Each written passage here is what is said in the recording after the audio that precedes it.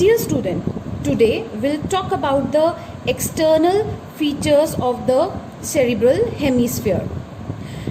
Cerebral hemisphere, it includes poles, surfaces, borders, sulci and gyri. We will see all these things one by one. If we talk about the poles, each cerebral hemisphere, it presents three poles: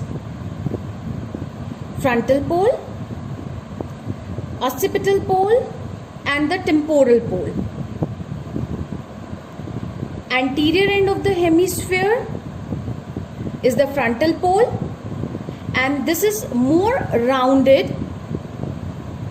As you can see, this is more rounded than this occipital pole.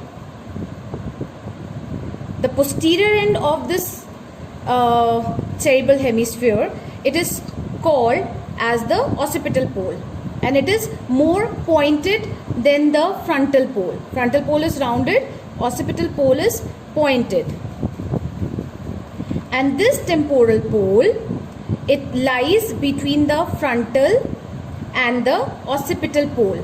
As you can see, between this frontal and the occipital pole lies the temporal pole. Now, if we'll talk about the surfaces, each cerebral hemisphere has three surfaces, namely superiolateral, medial and inferior. We will see these three surfaces one by one. This is superiolateral surface. We turn this hemisphere like this. This is medial surface, and if I'll turn more, then this is the inferior surface. Okay? The superiolateral surface, it is more convex and most extensive, and it faces upward and laterally. Okay? Now, the medial surface. Medial surface, as you can see, medial surface, it is flat. It is flat and vertical, and it presents a thick C-shaped corpus callosum. Now, I'll turn this like this. Okay. This is inferior surface, and as you can see, this inferior surface is very irregular. And this inferior surface, it adopts the floor of the anterior and the middle cranial fossa. This inferior surface, it is divided into two parts. See, it is divided into two parts by a deep, this is a deep horizontal groove or sulcus. This is deep horizontal groove or sulcus which divides this inferior surface into two parts. And this sulcus, this deep sulcus, it is called as the stem of the lateral sulcus. This sulcus. Okay? This. So this lateral sulcus divides this inferior surface into a small anterior part, which is called as the orbital surface, and a large posterior part, which is called as the tentorial surface. Okay? Now, we'll talk about the borders. Each cerebral hemisphere, it has 6 borders, namely superomedial, superciliary, inferiolateral, medial orbital, medial occipital and inferiomedial. Now we'll see all these one by one.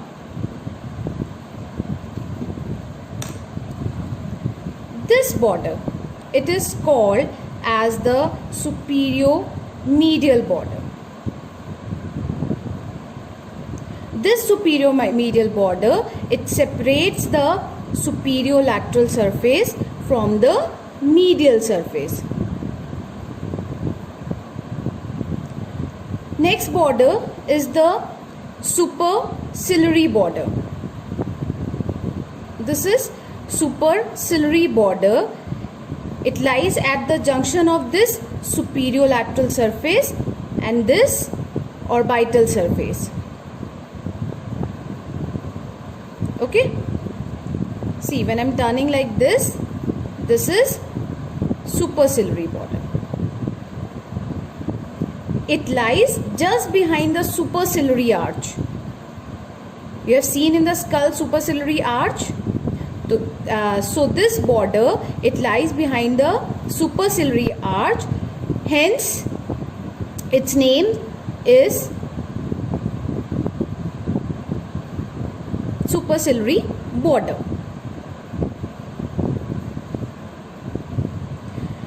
Now, the third border is the inferiolateral border.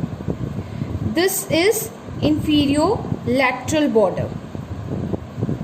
This border is the inferiolateral border and it separates this superiolateral surface from this tentorial surface. Okay, and posteriorly, when we go posteriorly, tracing this border, posteriorly we get a notch. This is a notch. Posteriorly we get a notch. This notch is called as the pre-occipital notch. Okay, and this notch, it lies about 3 centimeter in front of this occipital pole, and this notch is used as a useful surface landmark. Next border is the medial orbital border. This is medial orbital border. It separates this medial surface from the orbital surface. Okay, and this border, it is called as the inferomedial border or the hippocampal border. Okay, this surround the cerebral peduncle. Next border is the medial occipital border. This is medial occipital border. It separates this medial surface from the tentorial surface. Okay. Now we will see the main cerebral sulci, which are fairly constant in position and shape. They include the lateral sulcus, central sulcus, parieto-occipital sulcus and the calcarine sulcus. We'll see all these sulcus one by one. First, lateral sulcus. This lateral sulcus, it begins as a deep cleft. As you can see, it begins as a deep cleft. This is lateral sulcus at the anterior perforated substance and extends laterally. It is extending laterally between this temporal pole and the posterior part of this orbital surface. Between these two parts, this lateral sulcus runs upward and reaches the superiolateral surface. On reaching the superiolateral surface, this lateral sulcus, it is divided into 3 rami. One is this rami, which is called as the anterior horizontal. Okay, this is anterior ascending, and the posterior rami. Anterior horizontal ramus, it is about 2.5 centimeter long and passes forward into the inferior frontal gyrus. This region is the inferior frontal gyrus. Similarly, the anterior ascending ramus, it runs upward for about 2.5 centimeter and ends in the same gyrus. Okay, and this posterior ramus, it is about 7.5 centimeter long it runs posteriorly and slightly upward and crosses the lateral surface and ends in the inferior parietal lobule. This is inferior parietal lobule. It ends, this lateral sulcus, it ends in this inferior parietal lobule by this upturned posterior end. This upturned posterior end. Okay? So, these three rami of the lateral sulcus, they diverge from each other at a point which is called as the Sylvian point. Okay? This is all about the lateral sulcus. Now, we'll see next sulcus, which is the central sulcus or the central sulcus of the Rolando. Central sulcus, it begins by cutting this superior medial border about 1 centimeter behind the midpoint between this frontal pole and the occipital pole. Okay? This is central sulcus. And this central sulcus, it runs sinuously downward and forward at an angle of 70 degree and ends just above this posterior ramus. The central sulcus ends just above the posterior ramus of the lateral sulcus. Okay? And its upper end usually extend into the medial surface. As you can see, its upper end, it extends into the medial surface. Okay? And this central sulcus form a boundary between the motor area of the cerebral hemisphere and the sensory area of the cerebral hemisphere behind. Okay? Now we'll see the third sulcus, which is the calcarine sulcus. To see the calcarine sulcus, we have to turn this and see the medial surface. Okay? As this calcarine sulcus, it is present on the medial surface. And this calcarine sulcus, it begins as a deep fissure. Okay? It begins as a deep fissure a little below the posterior end of the corpus callosum, which is splenium.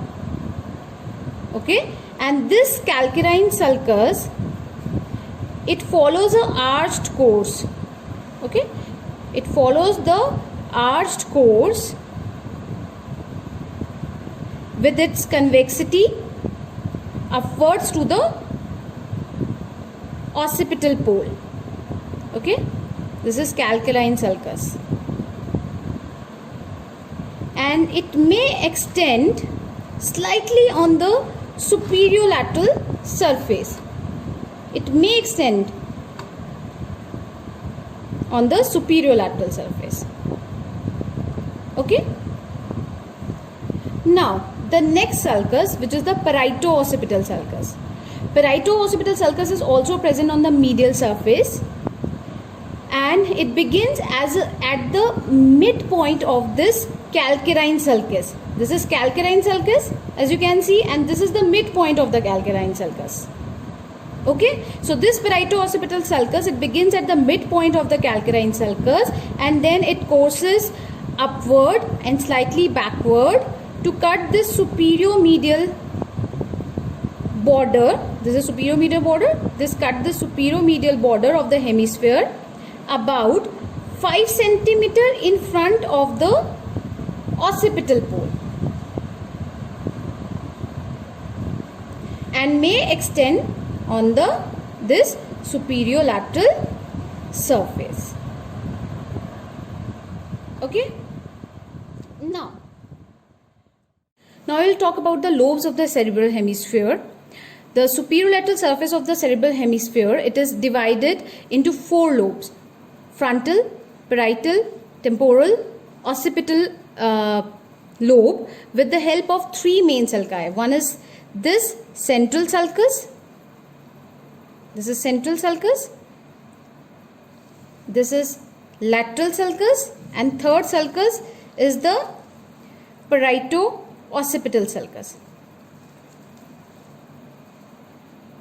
Okay, and two imaginary lines. The first imaginary line, it is a vertical line joining this parieto-occipital sulcus to this pre-occipital notch. Okay, let us make this line with this pink paper. Okay, so this first imaginary line, it is a vertical line which joins this parieto-occipital sulcus with this pre-occipital notch. And the second line is the backward continuation of this lateral sulcus. Okay, or we call as the horizontal part of the posterior ramus of the lateral sulcus till it joins this first line. Okay, let's make this with this. This is second imaginary line. Okay, this is central sulcus. This is central sulcus. This is first imaginary line. This is second imaginary line. Now, frontal lobe lies anterior to this central sulcus. Anterior to this central sulcus lies the frontal lobe, and also above the posterior ramus of the lateral sulcus lies this frontal lobe. Parietal lobe lies behind this central sulcus and in front of the upper part of this first imaginary line. This is first imaginary line, this is the upper part of the first imaginary line. So the parietal lobe, it lies behind the central sulcus and in front of this of the upper part of this first imaginary line. Below this parietal lobe is bounded by the posterior ramus of the lateral sulcus and this second imaginary line. Okay, let me make it short like this. Now, the temporal lobe, it lies below this, as you can see, below the posterior ramus of the lateral sulcus, and this second imaginary lines lies the temporal lobe. And it is separated from this lobe, which is the occipital lobe, by the lower part of the first imaginary line. It is separated from this occipital lobe. And this occipital lobe, it lies behind the vertical line joining this parieto-occipital sulcus and the pre-occipital first imaginary line. Behind this lies the occipital lobe. Okay.